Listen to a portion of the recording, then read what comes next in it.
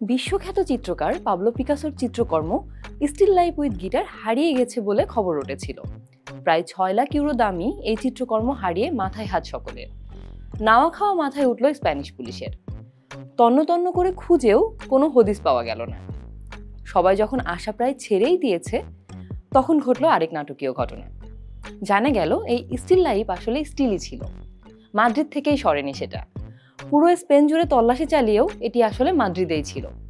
গত ৩রা অক্টোবর প্রদর্শনীর জন্য স্টিল লাইফ পাঠানো হয়েছিল কাহা গ্রানাডা ফাউন্ডেশনে, কিন্তু যখন ডেলিভারি ভ্যান পৌঁছায় তখন সেই চিত্রকর্মটি নিখোঁজ।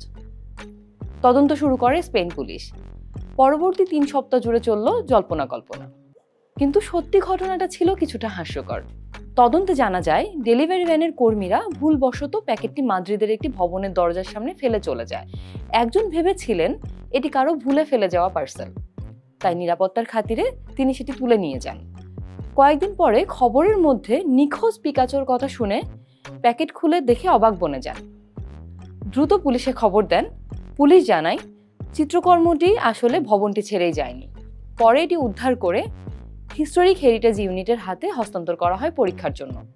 কাহা গ্রানাডা ফাউন্ডেশন জানিয়েছে প্যাকেজিং ও লেভেলিং এর গোলযোগেই এই বিভ্রান্তি। সবকিছু ঠিকঠাক থাকলে চিত্রকর্মটি তাদের প্রদর্শনী still life the eternity of the ইনহার্টে প্রদর্শিত হবে। পিকাসোর শিল্পকর্ম আগে বহুবার চোরেদের টার্গেট হয়েছে, তবে এবার হারানো ছবিটি ফিরে এসেছে খুব কাছ থেকেই, এক সচেতন নাগরিক সৌজন্যে, যার কৌতূহলী ফিরিয়ে আনলো পিকাসোর মতো শিল্পীর অমূল্য সৃষ্টি।